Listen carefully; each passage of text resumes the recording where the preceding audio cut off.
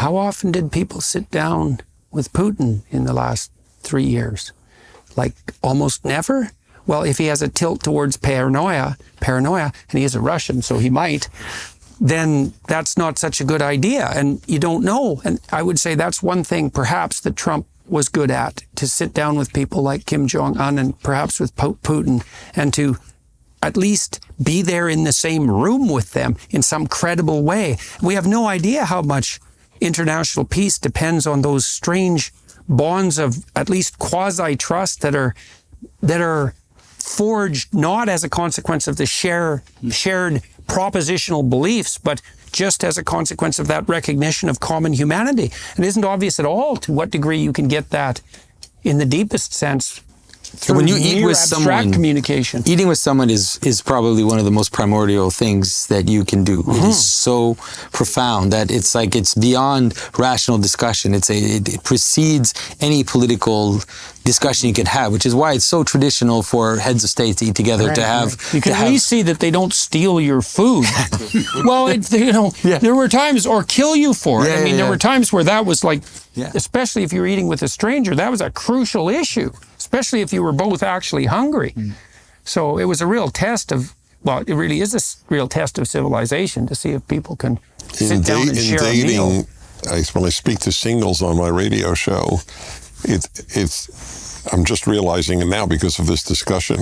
So it goes from, if they meet through an internet site, which by the way, I recommend to singles all the time, and they meet through an internet site, so then they will email, then they will talk, then they might video, then they rarely go for a meal. They'll meet at Starbucks. Right.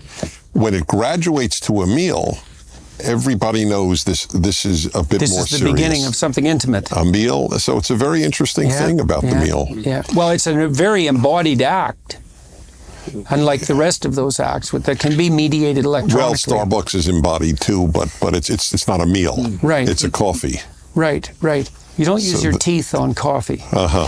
There's an interesting side to this too. It's one of the saddest statistics I heard recently was about the number of children who grow up in homes that never eat together or less than once a week. So we've had this kind of, total devastation of domestic, little just in the house of people eating together. So there's I think you can understand some of the civic fragmentation we have at the level that many people growing up without any kind of, human frame to their shared experience at all, no rituals.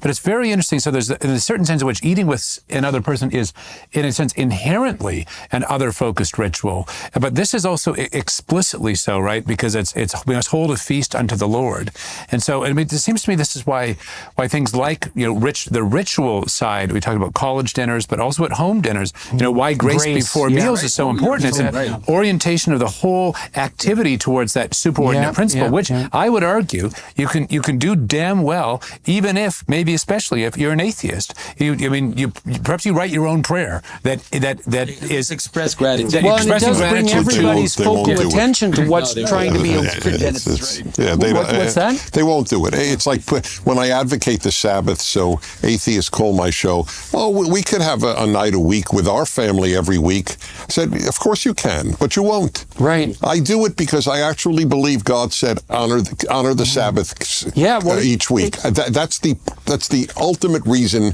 I take a break from everything one day a week. Yeah, well, you have a moral... Well, the thing is, one of the reasons not to take a break is because you have moral obligations. It's like, well, I have work to do 7 days a week, 24 hours a day.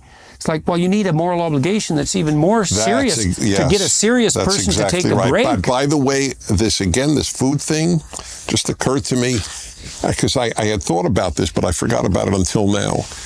So in the Holy of Holies is the Ark with the 10 Commandments and one other thing, a table. And in Jewish life, the table is the center of religious life. It is the table at home is more important than the synagogue. Ask any religious Jew. There's no debate about what I'm saying. The center of Jewish religious life is the house, and the center of religious life in the house is the table. And I can say that the Friday night Shabbat dinner and Saturday Shabbat lunch in my upbringing were more formative than any other single event. It is where I learned to think, learned to speak. There was no tolerance for a stupid comment from me. And I learned, because my brother's 6 years older, so he dominated conversation with my father at the Shabbat table. And then when I finally spoke up, I remember the very first time I spoke up, my father said, "That's bullshit." And it was the greatest thing he could have said to me. There was no, "Oh, that's really sweet, Dennis. What a thought." I got none of that.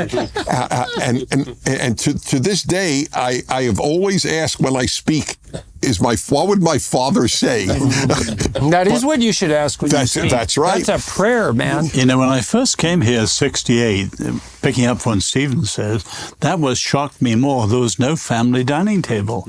And in 6 weeks from East Coast to West, there was no family. You know, the family dining table was like a Grand Prix pit stop. And the mother racing off to a soccer match or a violin lesson. And I learned everything from my family heritage at the dinner table.